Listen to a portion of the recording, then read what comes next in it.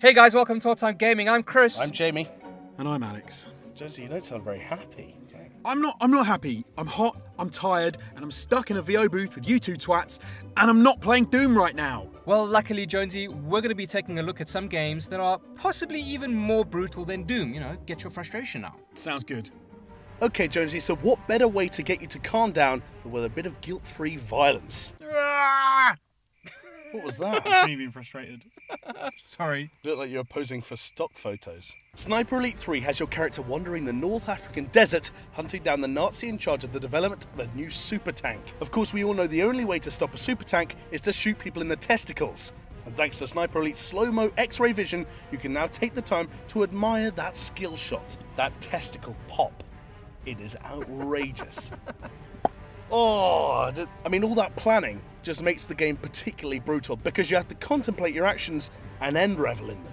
I mean, you're lining up that perfect shot, you're getting the crosshair over his forehead, and then you're splicing his brain in half. You just destroyed a human being, negating his past and eradicating his potential. There's probably a family somewhere sitting down to a Christmas meal with one empty chair. Mutter, wer ist Wolfgang? Das ist what Nazis sound like, Christoph. Is it possible to be racist about Nazis? Nein, es Nazis. Jonesy, trust me when I tell you that whether it's the brain, the lungs, the kidney, the liver, or indeed the testicles, there is nothing more therapeutic than popping organs in Sniper Elite 3.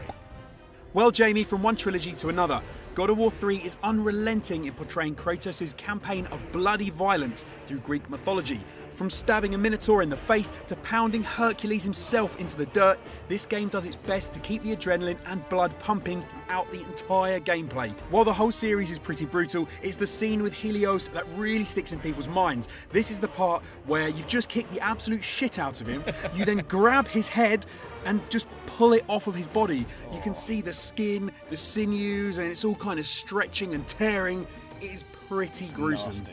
And then when the head is finally removed, the eyes and mouth creepily contort into a grim Richter smile and emit a blinding light that Kratos then uses to sort of shine around as a fancy torch. Cool, yeah. He's a sick man. Using a god's head as a piece of lighting apparatus just feels wrong somehow. And we've seen Kratos gouge out someone's eyes from the victim's perspective.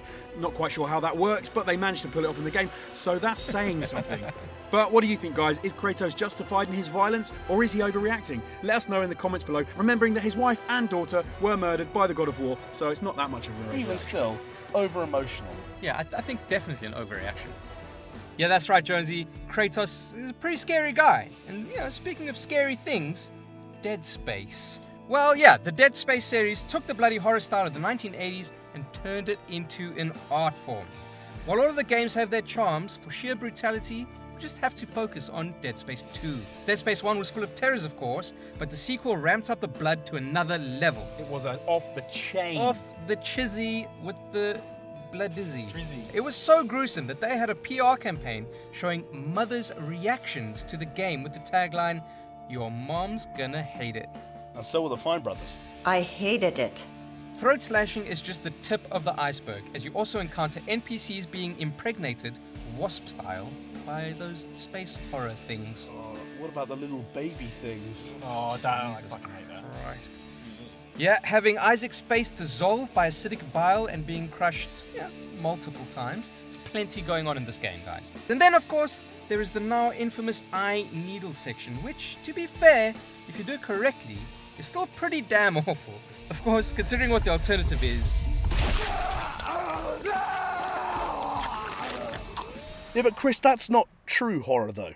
Especially not in the case of Dead Space 3. For true horror, you need to go to Outlast, which combines the combat capabilities of Slender with the blood and brutalities of an Eli Roth film. The great director, Eli Roth. You star as Miles Upshur, Great name. journalist and prize A. Pillock, who illegally enters an asylum and is surprised to learn that the people there aren't quite right in the head. That's why they put him there, Jamie.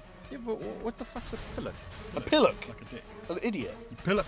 Cue a sequence of events that includes being chased by cannibals, torture, mutilation. The scenes get arguably worse when we get to the DLC, where a romantic fellow called Eddie Gluskin, where do they These come up with names these are names? And tries to find love by mutilating a man's genitals. Lovely. I didn't say it had to make sense, did I? No. That'd put me off. if I was What, looking visiting the asylum? if I was looking for love and someone said, "I'm looking for love too. Let me just mutilate your genitals quickly." You'd be like, "Yeah, you're not my type." Good sense of humour, long walks on the beach, and I'd like to mutilate your genitals. The series became phenomenally popular thanks in part to YouTubers like PewDiePie and Markiplier screaming at the jump scares. I know, I've never heard of them either. Although whether that's a sign of quality or not, we don't know. Have you been tempted to buy a game based on a YouTuber or a Let's Play? Let us know in the comments below. Chris, No, wait, if the answer is yes, leave. Moving on then, and one of the first games that really riled the British press and was considered so bad in some places that it was banned, I am of course talking about Mortal Kombat. Mortal Kombat! Yep, cool, that one.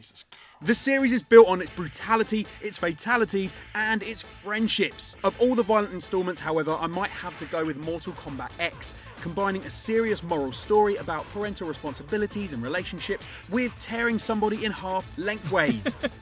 Here's Johnny!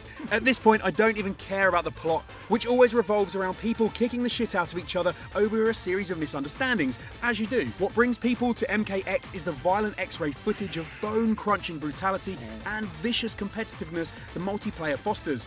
The series lost some credibility after Warner Brothers allowed people to buy Easy Fatalities DLC, though it did show just how much people wanted to see Johnny Cage being ripped apart again and again and again. Yeah, but as fun as that was, that Fatality DLC is bullshit. It's bullshit! You can't do that, you have to do the little combination, and when you do it wrong, you do a little jab, book, and it goes. I don't see the problem. No? Like, it's there for pussies. If you don't want it, don't buy it. Yeah, Jonesy, Mortal Kombat X, you know, it's gruesome, it's brutal, it's gory. But you know what? Soldier of Fortune, Payback, is all of those, plus it's fun. More fun than Mortal Kombat. Mortal Kombat's really fun, what are you talking about? Yeah, Mortal Kombat's fun, but Soldier of Fortune, man. It is fun with like a capital F, capital U, capital N, and then it plays that song with Tonight.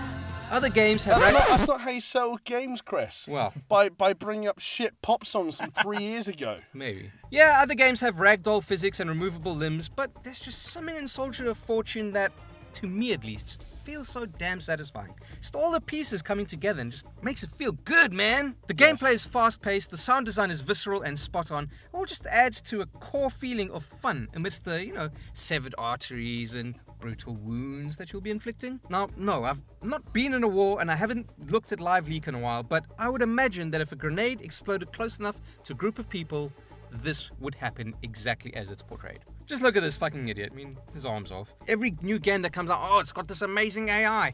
Yeah, but the guys don't fucking run around like trying to get away from the fight when they're injured. Don't do that. They should scream and run. So Jonesy, after all of those, how are you feeling? I'm feeling better, Chris. Yeah? You've alleviated some of my pent-up stress Yeah. with this awesome list of brutal games. Booyah, boom! Should talk to a professional about that. Well, that was our list. We hope you enjoyed it. And from brutal games to brutal games that were banned. On screen right now is our 6 most banned video games of all time. Don't forget to like, comment, and subscribe. And we'll see you next time. Bye.